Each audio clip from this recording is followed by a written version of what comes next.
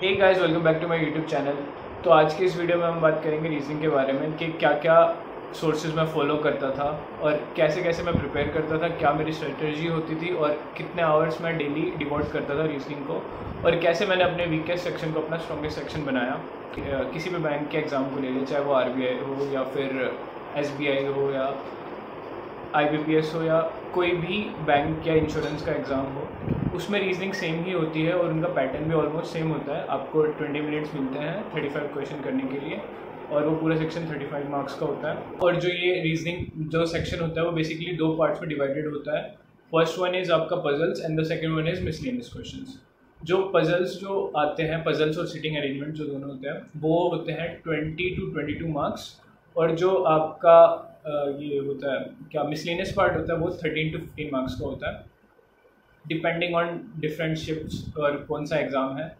और बेसिकली जो पजल्स होते हैं, मैं आपको इनके टॉपिक्स बता देता हूँ क्या कौन कौन से टाइप के पजल्स होते हैं। एक होता है फ्लैट फ्लोर बेस्ड होता है, एक सर्कुलर अरेंजमेंट होती है, एक स्क्वायर बेस्ड पजल्स होते हैं और लीनियर सिटिंग अरेंजमेंट होती है। वीक पजल्स होते हैं जो वीक डेज के होते हैं, month based puzzles, designation puzzles और क्लासिफिकेशन पजल्स, और दो चार ऐसे ही और टाइप के होते हैं। आजकल डिफरेंट टाइप के हो रहे हैं। और जो सेकंड जो थिंग है वो है मिसलेनियस की। तो पहले हम बात करते हैं पजल्स और सिटिंग अरेंजमेंट की। बेसिकली यार ये ना पजल्स और सिटिंग अरेंजमेंट सुन के ही कई लोगों को डर लगता है, यार इतने बड़े बड़े पजल्स हम कैसे सॉल्व करेंगे एग्जाम में, वो भी टाइम के अंदर। जो 20 मिनट्स का टाइम होता है उसमें हम कैसे 5 पजल या 4 पजल सॉल्व कर लेंगे। और जो SSC वाले स्टूडेंट्स होते हैं जो बैंकिंग भी करते हैं साथ के साथ, उन्हें तो बिल्कुल ही ऐसा इम्पॉसिबल सा लगता है, बट नहीं, ये पॉसिबल है। आप टाइम जो आपको टाइम लिमिट दी हुई होती है एग्ज़ाम में, आप उससे पहले ही पजल सॉल्व कर सकते हैं। उसके लिए आपको एक काम करना पड़ेगा जो कि बहुत मुश्किल है, वो है प्रैक्टिस। ये काम मुश्किल इसलिए है क्योंकि लोग छोड़ देते हैं बीच में। अब 1 दिन करेंगे, 2 दिन करेंगे, 3 दिन करेंगे, हद से 5 दिन करेंगे, छठे दिन उनको कहेगा यार मुझसे सॉल्व नहीं हो रहे, मैं नहीं कर सकता इसको।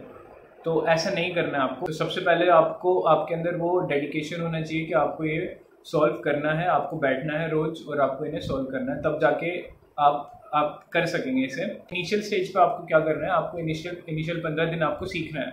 15 दिन आपको कुछ भी सॉल्व नहीं करना, पेन कॉपी कुछ नहीं उठानी, आपको सिर्फ वीडियोस देखनी है और उसमें देखना है कि कैसे बंदा सामने वाला सॉल्व कर रहा है उस चीज़ को। मैं आपको लिंक सब डिस्क्रिप्शन में दे दूंगा, हर एक टॉपिक के लिंक दे दूंगा, तो आपको ढूंढने की ज़रूरत नहीं पड़ेगी। स्टार्टिंग में आपको बहुत दिक्कत आएगी, आपको 15-15, 20-20 मिनट भी लग जाएंगे एक पजल को सॉल्व करने। मुझे भी लगते थे, मुझे तो स्टार्टिंग में यार 25 से 30 मिनट लगते थे एक पजल को सॉल्व करने में। पहले उसको पढ़ता था, फिर मैं अलग से लिखता था, उसमें उसकी जो वो होती थी कंडीशंस नोट करता था, फिर उसके बाद जाके मैं उसे सॉल्व करता था। तो मुझे बहुत टाइम लगा, उसमें भी कई सारी पॉसिबिलिटीज़ बनाता था।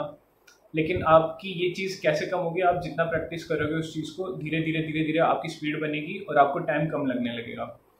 और आपको बस एक काम करना है, आपको बीच में छोड़ना नहीं है। आपका बाई चांस आप सॉल्व कर रहे हो और आपसे नहीं हो रहा, आपने बहुत कर लिया, आपने ट्राई करते रहे, नहीं हो रहा, आप सोचो चलो यार सॉल्यूशन देख लेते हैं, तो वो चीज़ आपको नहीं करनी। मैंने कभी भी अपने अब तक प्रिपरेशन के टाइम में मैंने कभी भी सॉल्यूशन अपना लास्ट ट्राई देने से पहले नहीं देखा था कभी भी कि भाई मेरा लास्ट ट्राई है, इसके बाद मैंने सारी पॉसिबिलिटी लगा ली, या तो कोई क्वेश्चन में गलती है या फिर मैं ही कुछ गड़बड़ कर रहा हूँ, तब जाके मैं सॉल्यूशन देखता था। अदरवाइज मैं सॉल्यूशन ही नहीं देखता था, मेरा हो जाता था वो सॉल्व।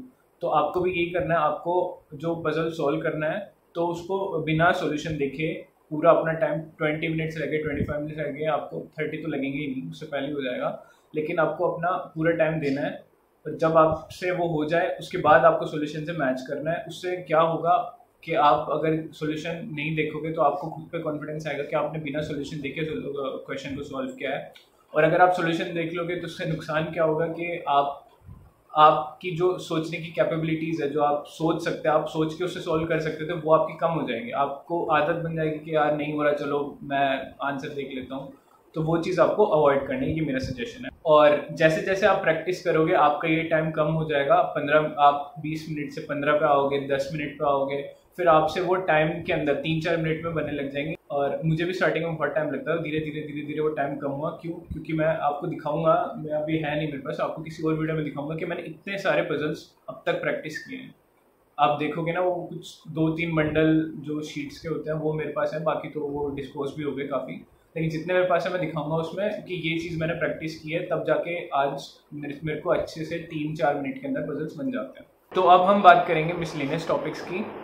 तो पहले मैं आपको टॉपिक्स बता देता हूँ कौन कौन से इसमें होते हैं। इसमें होते हैं basically coding, decoding, inequalities, syllogisms, alphanumeric series, direction and distance, order and ranking, और एक आधा कोई और टॉपिक रह गया हो तो देख लेना। बाकी ये मेनली तो यही होता है। ब्लड रिलेशन भी एक है। तो इन टॉपिक्स को करने के लिए आपको डेली क्या करना है, जब आप पजल्स कर रहे होंगे 15 दिन या 20 दिन जब आप वीडियोस देख रहे होंगे, तो साथ के साथ आपको इनकी रोज़ के एक एक टॉपिक उठाने हैं, और रोज़ का एक दिन में आपका एक टॉपिक कवर हो जाएगा। अगर आप एक दिन पूरा दिन डेडिकेटेड होकर उसे दोगे ना उस टॉपिक को, अगर आप सीखोगे तो आप एक दिन में ही सीख जाओगे। उसके बाद आपको 7 से 10 दिन लगेंगे आपको इन टॉपिक्स को कवर करने में। उसके बाद आपको करनी है इन टॉपिक्स की प्रैक्टिस। डेली के आपको 1 घंटा पजल करना है और 1 घंटा मिसलेनियस क्वेश्चंस करने हैं। आपको डेली 5 पजल्स करने हैं, चाहे आपको कितना ही टाइम लगे उसमें, लेकिन आपको 5 पजल करने हैं रोज के। और जो मिसलेनियस टॉपिक्स हैं, पहले आपको एक दिन करने के बाद जब आपका हो जाए तो आपको डेली के 5 क्वेश्चंस ईच टॉपिक के मिसलेनियस के करने हैं। उससे क्या आपकी प्रैक्टिस बहुत अच्छी हो जाएगी, और आपके जो मॉक में जो स्कोर अभी अगर आपका 14 या 15 आ रहा है या 12-13 जितना भी आ रहा है, उससे आपका 8 से 10 मार्क ऊपर आ जाएगा स्कोर। अगर आप बिगिनर हो और आपका स्कोर कम है तो उससे आपका स्कोर इंक्रीज होगा। 1 महीने बाद आप अगर इसको एक्सपीरियंस खुद करोगे, आप खुद बताओगे कि यार 1 महीने बाद हमारा स्कोर में इतना इंक्रीज हुआ है। तो यार ये सब मेरी स्ट्रेटेजी थी, मैं ऐसी चीज़ें फॉलो करता था। और एक चीज़ और, मैं आपको इन सारे टॉपिक्स की इंडिविजुअल लिंक डिस्क्रिप्शन में ऐड कर दूंगा और कमेंट में भी पिन कर दूंगा। आप वहाँ से उन्हें एक्सेस कर सकते हैं। सारे फ्री लिंक्स होंगे, और जो चीज़ मैं ढूंढता था, जो चीज़ मैं टाइम वेस्ट करता था ढूंढने में, वो चीज़ आपको नहीं करनी पड़ेगी। आपको सीधा लिंक पे क्लिक करना है और आप अपनी वीडियो पे पहुंच जाओगे। और आपको सिर्फ प्रैक्टिस करनी है एक बार जब आपने ये सारे टॉपिक्स कवर कर लिए तब। और बाकी मैंने सोर्सेज बता दिए, अपना टाइम बता दिया कि कितने आवर्स आपको डेली करना है, कितने क्वेश्चंस डेली करने हैं, और कौन से लिंक है वो बता दिए।